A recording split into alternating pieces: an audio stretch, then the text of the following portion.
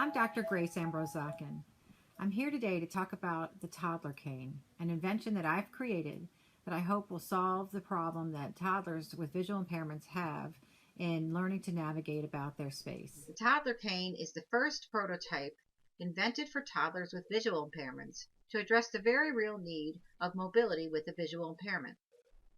Like a long cane, the hands-optional Toddler Cane will locate drop-offs, obstacles, and detect surface changes. But unlike a cane, it does not have to be constantly held by the toddler. Now that I've explained to you what a toddler cane is, basically a hands-optional mobility device that is worn about the waist and provides tactile feedback about what's in the path, I'd like to make a case for why it's so important. Observe this little girl walking through her home. She's visually impaired and about 2 years old. Her gait is slow. Her feet are spread wide apart to achieve stability. Her defensive posture comes from experience. She knows that at any moment something could be where her next footfall is. And because she can't see it, she has to feel her way gingerly in order to hope to prevent a catastrophe. Toddlers can be taught to hold long canes. There's plenty of evidence and videos on YouTube. Simply holding a long cane is not enough. The long cane provides only a small amount of tactile information to the user, the tip on the ground. In order for the user to feel protected, that cane tip needs to reliably communicate what is in front of the next step. Toddlers and preschoolers find it difficult to maintain the long cane in the correct position, and that's developmentally understandable. They benefit from a mobility tool that gives them the 2 points of consistent tactile information that the cane arc can provide the older user. The following videos will serve to illustrate my point about the difference between holding a cane and using a device that is developmentally appropriate. Here we see Lily, a 3-year-old with optic nerve hypoplasia. This is her 3rd or 4th lesson with an AMD made out of carbon fiber. She's walked the entire path. Her pace is good. She goes in and out of wide to narrow gait depending on her balance issues. She's not being prompted to go. She's simply walking the path. And here we'll see the AMD locates the grass, but her feet never go off the path. And with a few attempts, she's able to return the entire device to the path. That's a successful AMD use. Then we hand Lily the cane, something she's been using since she was 18 months old. She picks it up in the air and begins walking. The cane goes back to the ground and the one tip shows asphalt, but her feet are still in the grass. She's having difficulty, her base widens, and her gait slows. And then she stops. Lily has been taught to hold a cane since she was 18 months old, and to continue to walk down the path with the cane would have required additional multiple verbal and physical prompts, and her mother indicated that often her behavior would deteriorate. She would throw the cane down and refuse to hold it. The next clip is very interesting, as once she's handed back the AMD, her pace and gait don't immediately return to the feeling she had originally. She has to get back into feeling safe after having that brief interlude with the long cane. So Lily's handed back the AMD and she applauds, which is a wonderful thing to see. Not only does she applaud once, but twice.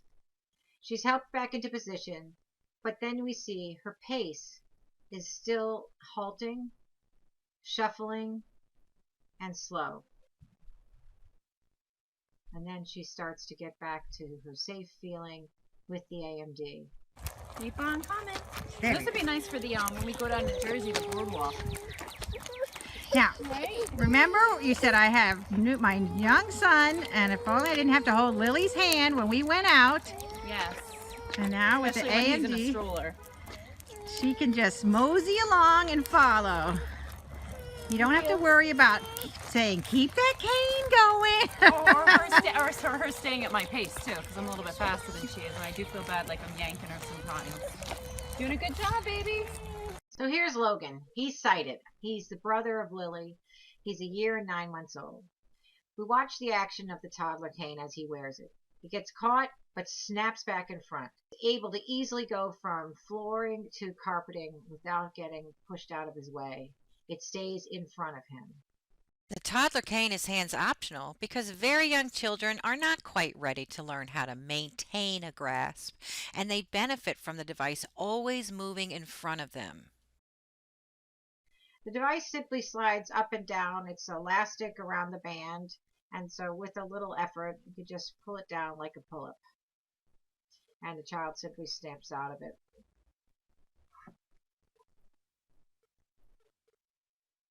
Here we see the device outside.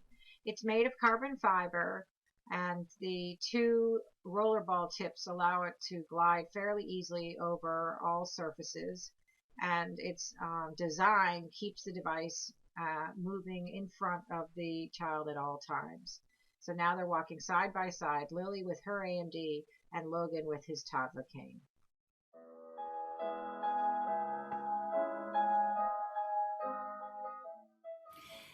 In this video, I have introduced the toddler cane for toddlers with visual impairments.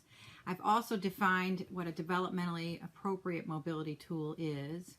And now finally, I just want to define what I mean by safe mobility. Safe mobility. The concept of safe mobility is plain and simple. The walker has sufficient reaction distance and reaction time to changes in the path ahead. For example, elevation changes, like a step or a curb, obstacles in the path, a toy or a fire pit, and then surface changes, such as we saw with the grass and the asphalt on a rail trail path. When someone's visual impairment is such that the vision cannot work like a mobility tool, then a developmentally appropriate mobility tool can be substituted. The toddler cane is the first developmentally appropriate mobility tool for toddlers. The theory behind the toddler cane is simple. Toddlers with visual impairments, just like all toddlers, want to freely roam about their home, and wearing this device would allow them the reaction distance and time to learn about what is in their path and learn how to react to it correctly. I believe that a toddler cane would benefit toddlers with visual impairments much in the same way a long cane benefits school-age children and adults. For more information about the toddler cane, you can contact me, Dr. Grace Ambrose-Zaken. Email me at grace.a.zaken@gmail.com.